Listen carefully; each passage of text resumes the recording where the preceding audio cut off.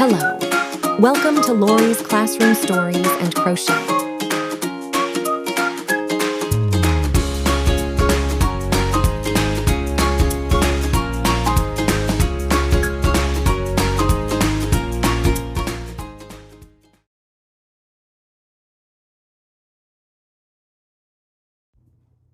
Hi, this is Lori and I'm here with a classroom story. It's fall and I don't know if you guys have this problem, but if you accidentally leave the door open at all without the screen, we get flies in the house because they're coming in because it's cool outside. Well, this is what happened in the classroom. The little window was cracked and in comes a fly. And it is a big fly, like he was really large and very distracting to the class because, you know, flies are distracting to a classroom. So I was like, hey, can somebody try to, take care of that fly? This student reaches up and grabs a stack of transparencies. So this is really old, right? So transparencies are those plastic sheets you put on an overhead machine. And so, because I always had a stack of them because students would write on them and then go up to the overhead and show their work. Well, grabbed a stack of transparencies and rolled it up. I don't have transparencies right here. So rolled it up, maybe not as thick as this stack, but similar and kind of like a twirly like that. It was more this end. And literally swings at it, sliced the fly in half. It was crazy. I was like, whoa. And he's like, I can't believe that actually worked. It was funny. So the reason I'm telling a fly story, besides that it's fall and they're starting to come inside, so you have to be careful, is I'm working on a corner to corner blanket. Be this way. That's going to be a butterfly. But I specifically wanted to talk about a few things about this corner to corner. First of all, I'm using several different types of yarn. This is a chenille yarn. This is Premier Chunky Parfait. Love this yarn. However, Cinnamon Stitches talks about this, that if you use certain stitches with chenille yarn, it starts to worm out. So the little bumps, the little loops start to come apart. So I had to do a half double crochet corner to corner boxes this time instead. I'm using this yarn. What is this one called? Oh, I don't remember. I don't know. It's a lot thinner and not chenille. It's soft, but it's not chenille. So to make it kind of match, I'm having to do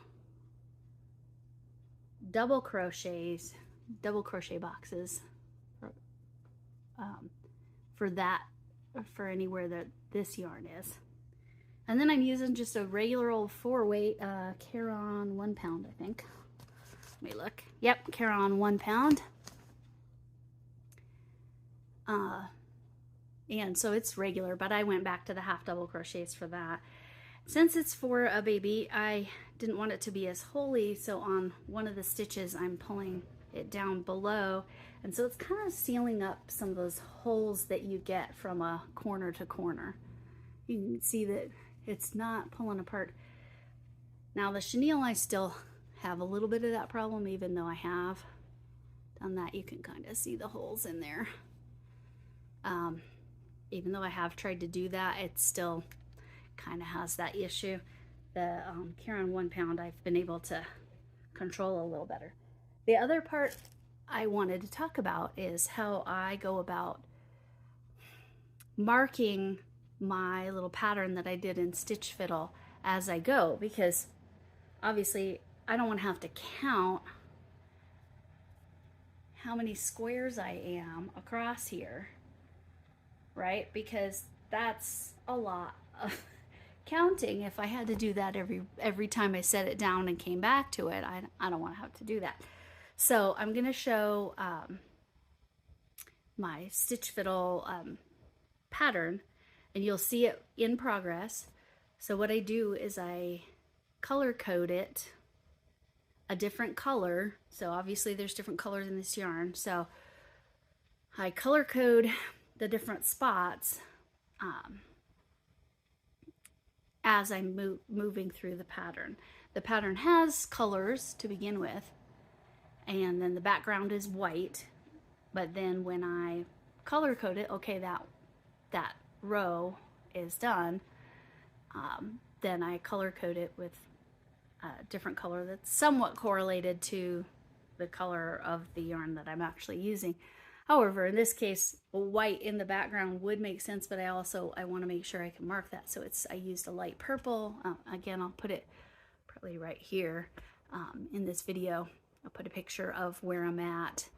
And then once I hit, because I'm using this purple to outline, once I hit that, and you can see it's variegated, whatever the right word is.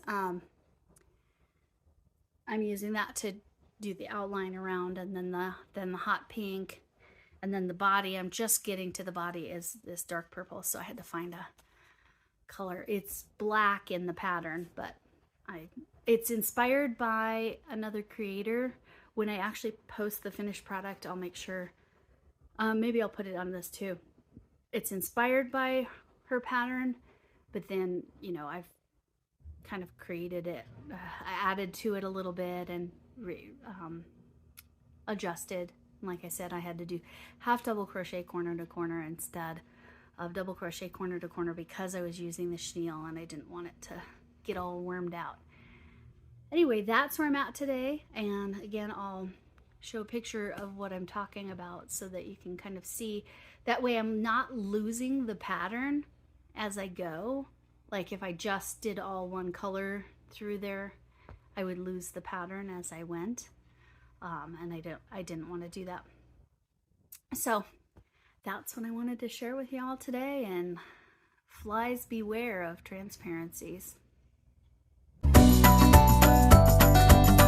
Thanks for watching.